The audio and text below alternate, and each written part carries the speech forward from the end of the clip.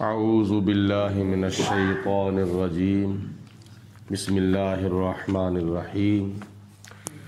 اللہ تعالیٰ کے فضل اور توفیق سے سورۃ مریم مکمل کرنے کے بعد سورۃ طٰہٰ ترتیب قرآن کے مطابق سورت نمبر 20 ہے۔ سورۃ طٰہٰ مکی صورتوں میں اس کا شمار ہوتا ہے اور اس کی 135 آیات بینات ہیں اور اس کے 8 رکوع ہیں، اور سورۃ مریم کے ساتھ سورۃ طٰہٰ کی ایک مناسبت ہے کہ سورۃ مریم کے اندر اللہ پاک نے کچھ انبیاء علیہم السلام کے حالات و واقعات بیان فرمائے۔ مثلا موسیٰ علیہ السلام کا واقعہ بیان فرمایا مگر اختصار کے ساتھ، اور سورۃ طٰہٰ کے اندر اللہ پاک نے جناب موسیٰ علیہ السلام کا بچپن بھی بیان فرمایا ہے، جب ماں نے صندوق کے اندر موسیٰ علیہ السلام کو رکھ کر دریا کے اندر بہا دیا، اور پھر مصر سے مدین کی طرف جانا اور مدین سے واپس مصر کی طرف آتے ہوئے راستے کے اندر کوہ طور پر جا کر نبوت کے تاج سے اپنے آپ کو سرفراز کرنا، اور دونوں بھائیوں کا موسیٰ علیہ السلام کا اور حضرت ہارون علیہ السلام کا مل کر فرعون کے پاس جا کے اعلان حق کرنا، اللہ پاک نے بڑی تفصیل کے ساتھ سورۃ طٰہٰ کے اندر بیان فرمایا ہے، آگے چل کر وہ آئے گا۔ اس کے علاوہ سورۃ طٰہٰ کو اللہ پاک نے حروف مقطعات سے شروع فرمایا ہے۔ اللہ پاک فرماتا ہے طٰہٰ، یہ نبی کریم علیہ السلام کے القابات میں سے ایک لقب ہے اور حضور علیہ السلام کے صفاتی ناموں میں سے ایک نام ہے۔ بعض مفسرین فرماتے ہیں کہ یہ اللہ پاک کے ناموں میں سے بھی ایک نام ہے طٰہٰ، اور حروف مقطعات وہ ہوتے ہیں جو لکھے ملا کے جاتے ہیں اور پڑھے الگ الگ جاتے ہیں، اور پھر بھی مفسرین نے طٰہٰ کے جملے کی طرف اشارہ کرتے ہوئے لکھا ہے کہ طٰہٰ یہ 2 حروف ہیں۔ طٰہٰ سے مراد نبی کریم علیہ السلام کا طیب ہونا اور آپ کا طاہر ہونا مراد ہے۔ طیب کا معنی بھی پاکیزہ، طاہر کا معنی بھی پاکیزہ ہے، اور ہا سے مراد حضور علیہ السلام کا ہادی ہونا مراد ہے۔ یا یوں بھی سمجھو کہ مفسرین فرماتے ہیں کہ اللہ پاک نے حضور علیہ السلام کو اس لقب کے ساتھ پکارا ہے، طٰہٰ اے طٰہٰ، جس طرح یاسین نبی پاک علیہ السلام کا لقب ہے، حامیم نبی پاک علیہ السلام کا لقب ہے، اسی طرح دوسرے القابات کے ساتھ اللہ پاک نے قرآن پاک میں حضور علیہ السلام کو پکارا ہے۔ مثلا یا ایھا النبی، یا ایھا الرسول، یا ایھا المزمل، یا ایھا المدثر، یاسین، حامیم۔ اسی طرح طٰہٰ کے لقب سے بھی اللہ پاک نے آپ کو پکارا ہے۔ ما انزلنا علیک القرآن لتشقی، اے میرے حبیب علیہ السلام، ہم نے آپ کے اوپر قرآن اس لیے نازل نہیں کیا کہ آپ مشقت میں پڑ جائیں، آپ مشکل میں پڑ جائیں، آپ مصیبت میں پڑ جائیں۔ یہ آیت مبارکہ اس وقت نازل ہوئی کہ جب نبی پاک علیہ السلام لمبی لمبی نمازیں پڑھتے تھے، لمبے لمبے قیام، لمبے لمبے رکوع، لمبے لمبے سجدے کرتے تھے، اور آپ کے پاؤں جو تھے وہ سوج جاتے تھے، آپ کے پاؤں کے اوپر ورم آ جاتا تھا۔ تو کافروں نے تانا دیا نبی پاک علیہ السلام کو، دیکھا نا محمد، تو نے ہمارا دین قبول نہیں کیا تو کس طرح تو مشقت میں پڑا ہوا ہے۔ کس طرح تجھے لمبے لمبے رکوع کرنے پڑتے ہیں، لمبے لمبے سجدے کرنے پڑتے ہیں، لمبے لمبے قیام کرنے پڑتے ہیں، ساری ساری رات تم قیام کرتے ہو، تمہارے پاؤں جو ہیں وہ سوج جاتے ہیں، ٹانگیں تھک جاتی ہیں، تو کتنا تم مشقت میں پڑے ہوئے ہو۔ تو جب کافروں نے یہ تانا دیا تو اس وقت اللہ پاک نے حضور علیہ الصلوۃ والسلام کو ارشاد فرمایا، یہ آیت مبارکہ اس وقت نازل ہوئی، ما انزلنا علیک القرآن، اے میرے حبیب علیہ السلام اپنی نمازیں جو ہیں وہ مختصر کرو، قیام مختصر کر لو، رکوع مختصر کر لو، سجدہ مختصر کر لو، نہ اتنے لمبے لمبے قیام کیا کرو۔ ہم نے آپ کے اوپر جو قرآن نازل کیا ہے، ما انزلنا علیک القرآن،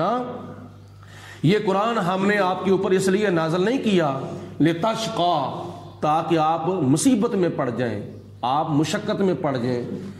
آپ کو مشکل میں ڈالنے کے لیے ہم نے یہ قرآن نازل نہیں کیا، بلکہ قرآن تو ہم نے اس لیے نازل کیا ہے کہ اے میرے محبوب میرا پیغام کافروں تک پہنچا دیں، آگے کوئی سنے نہ سنے، مانے نہ مانے، عمل کرے نہ کرے، یہ ان کی ذمہ داری ہے۔ تو آپ کی ذمہ داری بس یہی ہے کہ آپ کے پاس جو میری طرف سے وحی آ رہی ہے یہ کافروں تک آپ پہنچا دیں، تاکہ قیامت کے دن وہ حجت قائم نہ کر سکے کہ ہمیں تو کسی نے سمجھایا ہی نہیں، ہمیں تو کسی نے ڈرایا ہی نہیں، ہمیں تو کسی نے حق کی طرف بلایا ہی نہیں، ہمارے کان کے اندر تو کسی نے اذان دی نہیں، کہیں قیامت کے دن یہ نہ کہیں الا تذکرۃ لمن یخشی،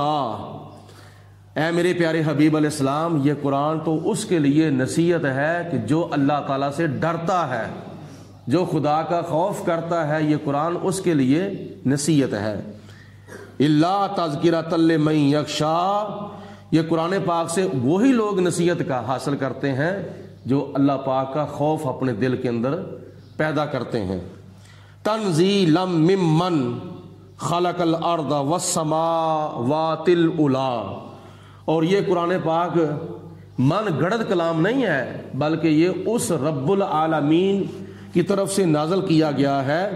جس نے زمین کو بھی پیدا کیا ہے اور جس نے بلند آسمانوں کو بھی پیدا کیا ہے۔ زمین پست ہے، آسمان اونچا ہے،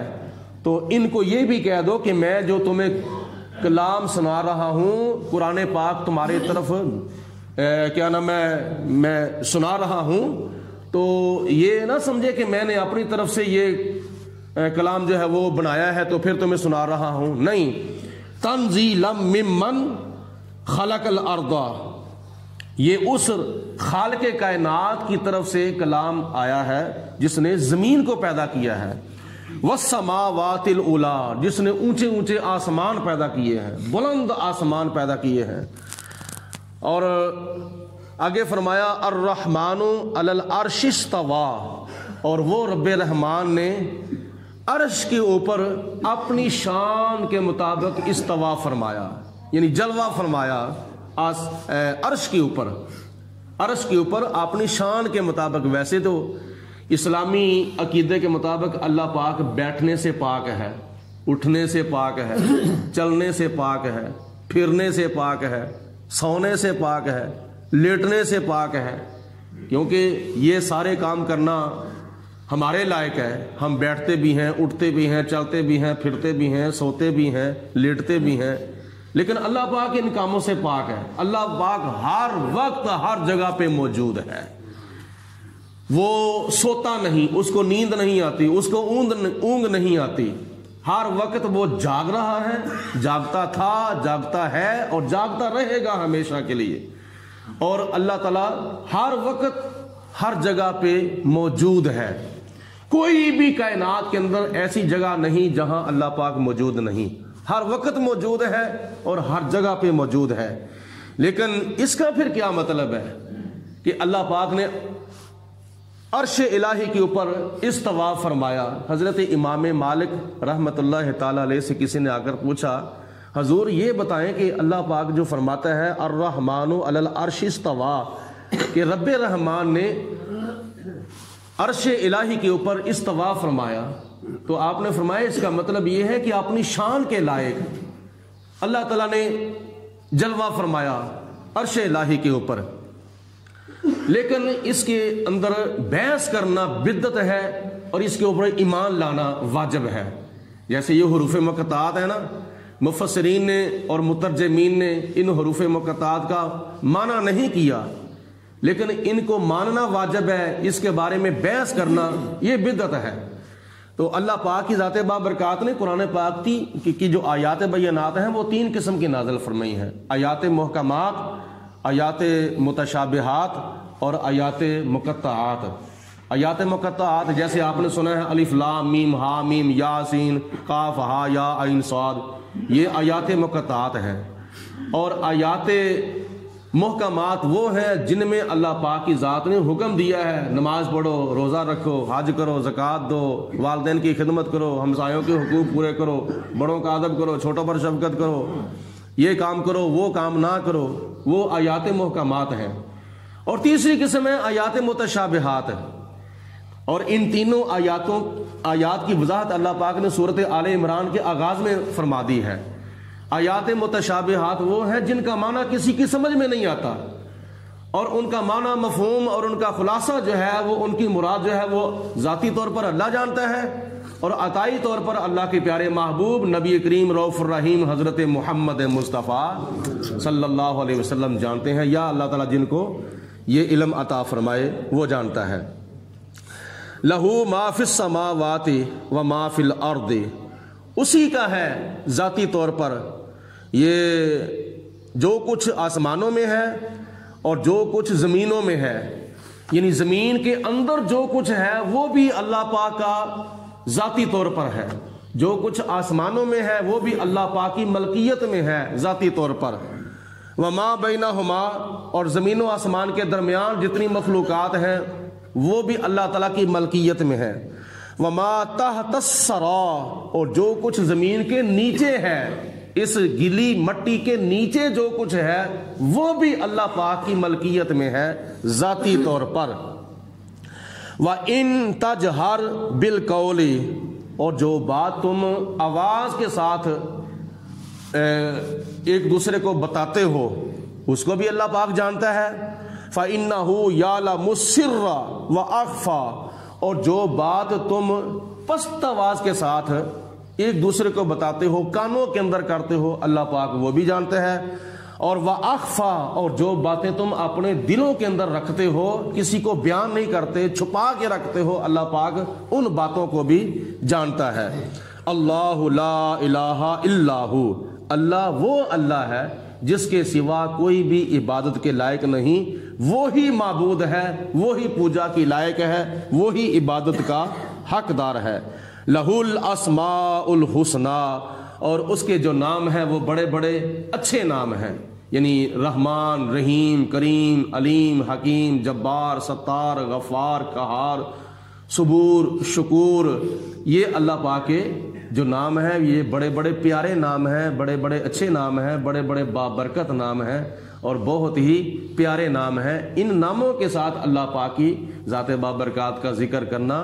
بہت ہی بڑی برکت کا باعث ہے اور بہت ہی کامیابی کا باعث